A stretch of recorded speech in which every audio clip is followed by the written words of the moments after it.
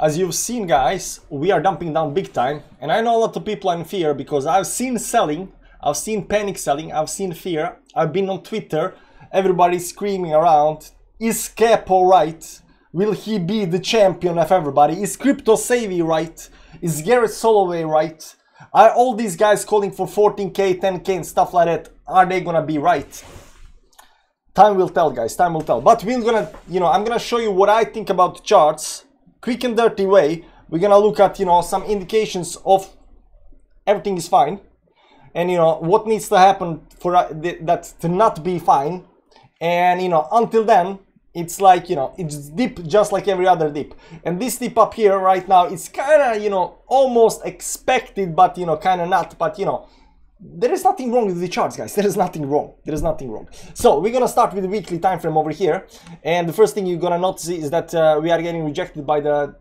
Where is the 200 moving average? Oh, there is no 200 moving average. This chart over here. Let's do this chart over here. This is binary chart, so it's got the 200 moving average up here. So the 250 moving average up here. This right now is getting rejected. Still not rejected. Still got something like 4 days left and 7 hours left on this try to get above the 250 moving average up here. Also, this resistance up here around 24.3. Very, very important level of resistance. We are still not above that. So we are hitting that right now, and right now we are kind of getting rejected, but it's not confirmed rejection just yet. So this can always, just stop for whatever reason and just bounce back up there. But you can also go, way far down here, right? You can do something like this, then go towards the upside. But it can also, continue towards the downside. So this is Crypto Savvy, Capo, Garrett Soloway, all these other bears. This is what we are hoping for, the bull hopium. So we're gonna see how this actually gonna play out. But the important thing to notice up here is that we managed to create a higher high up here on the chart, as you can see up here. Right now we are pulling back to that level over here, almost on the dollar up here. Very, very nicely pull back. And we're gonna go into small time frames, but there is nothing, no problem. Now if you look at it over here on the RSI, you'll see that RSI is creating divergence up here on the chart. So RSI up here is going slightly towards the downside. I don't know if you can see that, but it's going slightly towards the downside while the price has been going towards the upside. So this is a very normal move to pull back. Why is this more normal move for RSI to behave this way? Well, oftentimes when you have any kind of impulsive move, really doesn't matter what kind of impulsive move you have, any kind of impulsive move, and you will have zigzag patterns one way or other way, some kind of triangle, some kind of rising wedge, something you'll have at the top after any kind of impulsive move. Why does this happen? Because RSI tries to correct itself, and then you get all these kind of divergence at the top. So this move up here is a very, very normal move. It just happens after any kind of impulsive move. And as you can see up here, we had an impulsive move towards the upside, big fast move towards the upside on the weekly time frame. And of course, these big time frames are gonna have these divergences, and these divergences do play out often, right? So right now we're having this top divergence up here. We're gonna maybe pull a little bit towards downside. We're gonna try to get some kind of higher stuff like that, right? But nothing right now is telling us right now that we are breaking some important resistance. If you want to have a big dump down to 14k, you need to break important level of resistance. Like over here, for example, once we are breaking this move towards downside, we had breaking an important level of support, right? Down here, once we started creating these bottoms down here, once you break that, that's important level of support that's being broken, right? So there are of course support levels that are not being broken and support levels that are being broken, but there are support levels that are important, and there are support levels that are not so important. They are just like, it's a support level, we broke that, we're moving a little bit more towards the downside. Over here on the daily time frame, you'll see also that we are coming just a little bit back down here towards the 10 to 20 moving average. Still no big support are being broke. So where are these big support? Well, we can start with the trend line out here, down here on the downside. This is the big one, right? And this is one of the big ones. This is a trend line up here that, technically we don't want to break. That's around the 50 moving average, sitting here around 22k, give or take. That's an important level we don't want to break, right? So, we're pulling down below 10, 20 moving average, that's fine. You pull back below 50 moving average, below the trend line, that's not so much fine. Now, when this starts going towards downside, it's already going towards downside, because if you look at on 1 hourly time frame, 4 hourly time frame up here, when this move actually start happening, like I've seen people, and I've been doing the same kind of thing. they've been using these bottom wicks up here to use, you know, and over here, you know, they became, you know, fearful that, you know, we're gonna drop because we are breaking important level of support. But this is not actually where this actually downward trend over here started breaking towards downside. What happened up here is actually all the way up here at the top. Up here, this is where actually the breakdown started happening. This is just continuation of the breakdown towards downside, because this is again another, you know, trend line, another support line that's being broken. But this one up here was a lot more important than this down here. Right now on the downside, you know, if you just look at it like this over here, we got you know, 2 support levels up here where, you know, on the 4-hourly time frame. That's right now we are kicking into those levels and trying to hold, but 4 hours is not that actually very important. The important support lines are on daily time frame, weekly time frame, and so forth.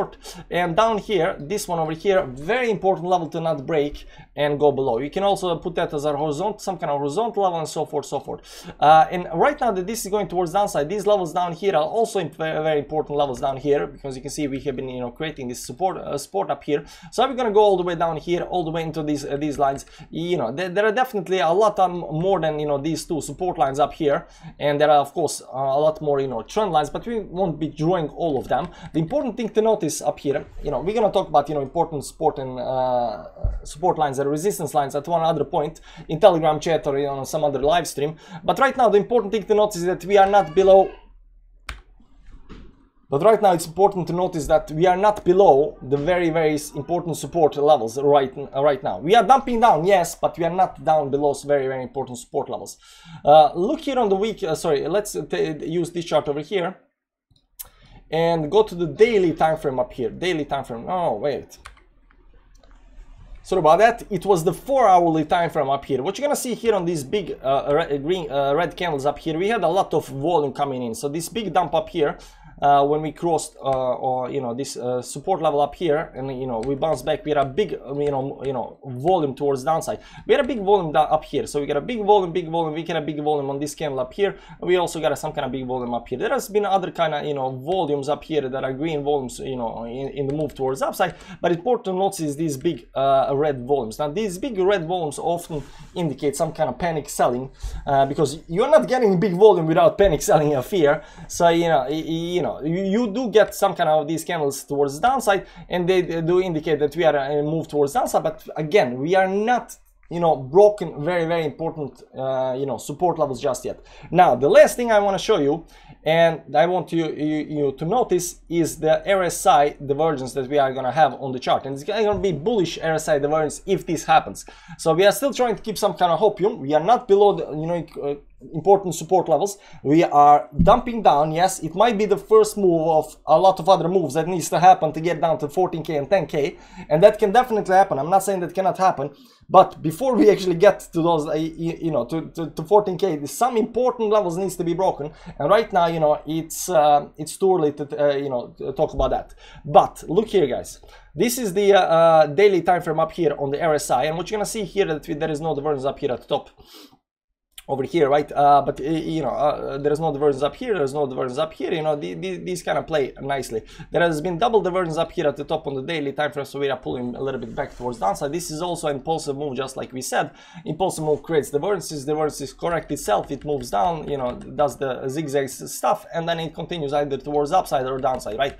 But these moves at the end of the impulsive moves needs to happen. You know, these divergences needs to, you know, they need to correct itself. Now look at this, guys. Oftentimes when it comes to divergences, what we look for is pivot to pivot point. We don't look through, you know, we don't look, you know, from this point over here to this point over here and try to, you know, figure out whether this, you know, some kind of, you know, 2 points up here on the chart after, you know, 2 years are actually connecting each other and have the, you know, very nice divergence or not. Divergences are calculated based on the pivot points. Close this pivot point. So this is a pivot point, this is a pivot point, this is a pivot point, this is a pivot point, this is a pivot point, you know. So what we look down here on the chart, so what we look down here on the RSI is, you know, these divergences up here, you know, from pivot point to pivot point, right? So if you want to see some kind of pivot point from over this point over here, this point over here, what you need to do is you need to go up in time frame. You need to go up time frame, maybe some kind of weekly time frame. There are still too many candles up here, you know, maybe some kind of monthly time frame up here, and then only then you can actually see, you know, real pivot points. Now, there is not a lot of data on this one, so let's go to another chart up here. There we go. This is a pivot point, this is a pivot point, this is a pivot point towards upside, this is a pivot point towards downside, this is a secondary pivot point up here. So what you do is a pivot point towards pivot point towards the pivot point, right? So this pivot point up here, and then we had this pivot point down here. You know, you can see there is divergence. We pumped up on that one, and then we moved towards downside. But from this pivot point towards this pivot point towards downside, there was no divergence. You know, divergences did play out and corrected itself. And right now we're some kind of bottom, and you know, we are doing the you know, there is no divergence on the downside. So look here, what's happening up here right now. Let's go back to the chart. Over here, there are, you know, there are a lot of candles up here. So what we want to find is least amount of candles to give us very nice indication whether how this is gonna play out. Because right now there is no divergence up here on the chart, right? But we want less candles. Over here we can only have, you know, 2-3 candles on top, 2 candles on bottom. This is very, very nice. So we can assume this is a pivot point, this is a pivot point up here. Let me see on the 3-day chart up here. Yeah, even 3D chart is very nice. So you can see this is a pivot point, this is a pivot point over here. So what we are doing right now is we are creating this second pivot point on the downside, and this is going to be very, very crucial. This is what I actually made the whole video for. So I said this is going to be quick and dirty, but we are already past 10 minutes. You know, I don't know how to make small videos. This is the most crucial thing up here, what's going to happen. So what you're going to see here, let me zoom in a little bit up here on the chart, is that we are moving right now towards downside over here, and right now there is no divergence on the chart, literally zero divergence. What we are looking right now on this move towards downside is at what point do we you know, create hidden bullish divergence? Because if this price, if this RSI goes towards downside below this previous low, we will create a line that goes towards downside. And if the price is still, you know, at some kind of higher level up here, we will create a bullish divergence towards upside, which will, you know, give us nice pump towards upside. Then it comes, you know, big question, is this enough? You know, double divergence, you know, this divergence up here, you know, when we come back up here, is the divergence played out? Do we have any kind of divergence again, and so forth, so forth. But I am looking for this right now. I'm looking for this move right now towards downside up here that will give us some kind of indication whether we have divergence or not. Now, another important thing to notice is if we do go below the previous lows down here,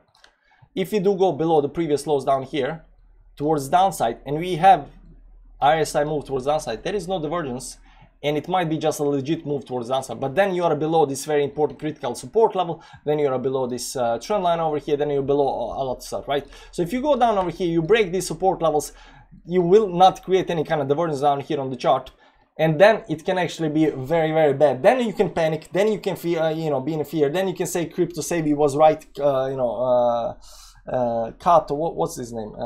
Capo was right, Garrett Soloway is right, all these bears are right, right? At that point we can say it's right, but it's not quite there yet. And it's very important to understand this, because when it comes to technical analysis, we need to see how it reacts to very critical support levels. Right now we are not there. It is moving down. It is a dip like any other dip. We had like dips all over the place all the time. It just happens. But right now, for some reason, right now, you know, because we have been up here and right now breaking towards downside, it's like more important than previous. Now it is big move down. It is, you know, bleeding. There is panic. There is fear. But I am not in fear. I'm not in panic.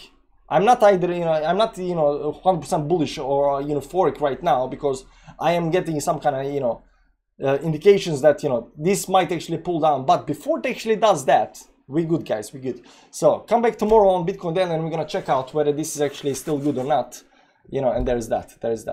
I don't see any problems, guys. I don't see any problems. Yes, we are pulling down. Yes, but you know, we are still above 10-20 moving average. Nothing has been broken. Literally nothing has been broken. Okay, some small things have been broken, but nothing of importance has been broken. It's gonna be good times once we actually get about 25k. Oh man, I'm looking forward to that. Guys, thanks for stopping by. Check out the Bybit link down below, and you know, I'll see you around. We might do some trading tonight. Yeah, maybe. Hit the notifications on, maybe you get it. Bye bye, guys.